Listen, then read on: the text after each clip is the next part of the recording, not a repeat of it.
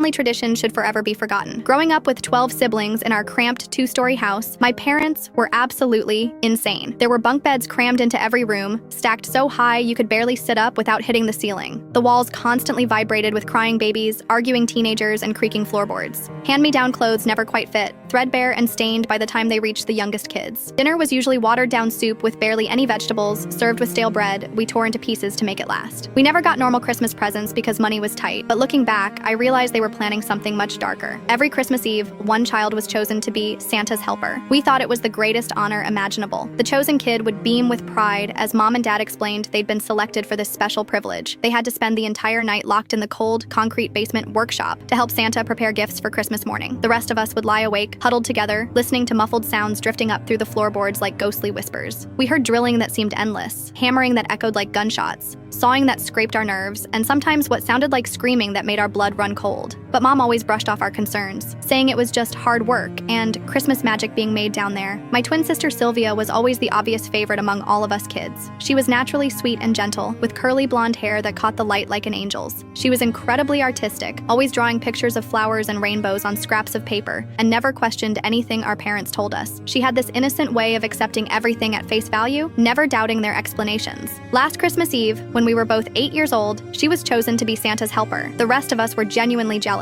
Sylvia practically glowed with happiness as Dad led her down the creaking wooden stairs. I remember lying in the top bunk that night, staring at the water-stained ceiling and counting brown spots. My younger brother Jake was tossing and turning below, and I could hear other kids whispering nervously in the darkness. The sounds from below got really bad around midnight. Sylvia's screaming was completely different from previous years when other siblings had been chosen. It was more desperate, more raw, more terrified, like an animal caught in a trap. When I tried to sneak downstairs to check on her, Dad was waiting at the basement door like a guard. His eyes looked wild and unfocused, and he blocked my path, firmly saying Santa needed complete focus for his important work. Christmas morning came gray and cold, but there were no presents under our pathetic little tree. Dad nervously explained that Santa was running behind schedule, and we would get our gifts later. His voice cracked, and he kept wringing his hands. But Sylvia never came upstairs for breakfast, lunch, or dinner. When we kept asking where she was, our voices getting more panicked, Mom would start crying uncontrollably and repeat that Santa took his very best helper back to the North Pole with him. I snuck down to the basement that afternoon while everyone else was napping. The door was unlocked for the first time in hours. What I found still haunts my nightmares. Sylvia tied tightly. There were fresh drill holes in arm. A crumpled note nearby was written in Dad's unmistakable handwriting. Practice makes perfect helpers. I screamed louder than I ever had in my life. The police arrived within hours after neighbors called about the noise. Sylvia miraculously survived. All 13 of us kids were immediately separated and sent to different foster homes scattered across the state. We haven't seen each other since that terrible day. We miss you every single day, Sylvia. I hope you found a real family who loves you properly.